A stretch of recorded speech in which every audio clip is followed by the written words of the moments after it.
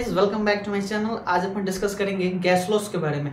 Gas loss जो एक CNG compressor और बूस्टर कंप्रेसर दोनों, यानी कि ऑनलाइन और बूस्टर दोनों देख लो आप। सीएनजी कंप्रेसर तो वही होता है। तो उसमें गैस लॉस जब आती है बहुत लोग परेशान हो जाते हैं। मेरे पास तो काफ़ी मैसेजेस कॉल भी आते हैं कि गैस लॉस आ रही है, रेक्टिफाई नहीं हो रहा।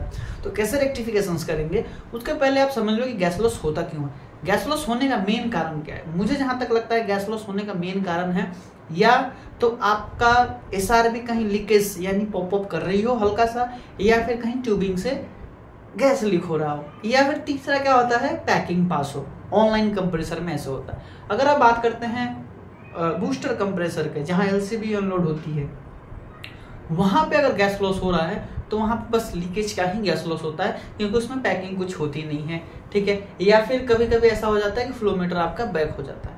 तो मैक्सिमम कंडीशंस तो मैंने ये देखा है कि अगर आप फ्लोमीटर से कुछ इशू आ रहा है, अगर सक्शन डिस्चार्ज में कुछ ज्यादा डिफरेंस आ रहा है, तो वहां पे अगर आप वैसे फ्लोमीटर कैलिब्रेशन कर लेते हो। अच्छा, कैलिब्रेशन से रिलेटेड मैं आपको चीज बता दूं कि कैलिब्रेशन की एक वीडियो जो नेक्स्ट वीडियो जाएगी प्रोलिंग सॉफ्टवेयर से कैसे करते हैं, मैं वो बताने वाला हूँ। तो इस चैनल को शेयर करना ताकि बहुत से बहुत लोग इस पे ज्वाइन कर जाएं और सबको पता चले कि प्रोलिंग सॉफ्टवेयर से कैसे आप कैलिब्रेशन करोगे फ्लोमीटर से।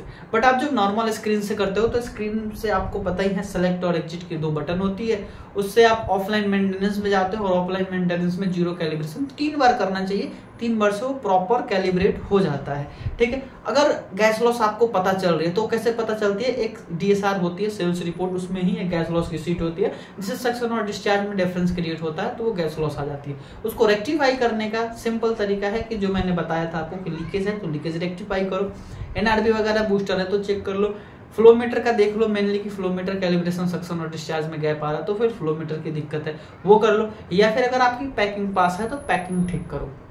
ठीक है, ऑनलाइन कंप्रेसर में अधिकतर ये केस देखने को आता है कि पैकिंग पास होती है। हालांकि आपका जो सीपी का कंप्रेसर है वो ये बताता है कि जीरो गैस लॉस, बट ऐसा नहीं है। सीपी में भी गैस लॉस आता है, बट सेल्स पर्सन का वो काम ही होता है कि वो बिना बाल वाले को भी कंघे भेज दे, तो उनका एक नया नया क्राइटेरिया लॉन्च कर देते हैं। बट लॉस होगी क्यों नहीं होगी यार? मशीन चल रही है तो लॉस होगी यार। गाड़ी में पेट्रोल डालो चलेगी तो इंजन में से तो धुआं निकलेगा ही निकलेगा। तो इस तरीके से गैस लॉस आता है। और गैस लॉस रेक्टिफिकेशंस भी मैंने आपको बता दिया। गैस लॉस निकालते कैसे हैं वो आपको मैंने ये बताया कि डीएसआर शीट से निकालते हैं। उसमें कुछ एक्सेल शीट में आपका फॉर्मूला इंसर्ट होता है, उसके अकॉर्डिंग आप गैस लॉस को रेक्टिफाई कर लेते हो। ठीक है, तो अब प्रोलिंग सॉफ्टवेयर की जहां तक बात करते हैं तो प्रोलिंग सॉफ्टवेयर भी मैं जल्द ही आपको बताने वाला हूँ, नेक्स्ट वीडियो में ही बता दूंगा। आई होप कि उससे कैसे करते हैं उसका कैलिब्रेशन। तो आप इस चैनल को शेयर करो और जुड़ो ताकि ज़्यादा से ज़्यादा लोग हमारे साथ जुड़े और हम आगे बढ़े मिल के। और सीएनजी ग्रुप में भी जुड़ जाओ। अब हमने एक और रन किया है जॉब पोस्ट के लिए, job for you WhatsApp channel पे। अगर आप उसको भी फॉलो करना चाहते हो तो फॉलो करो। Thank you, bye bye.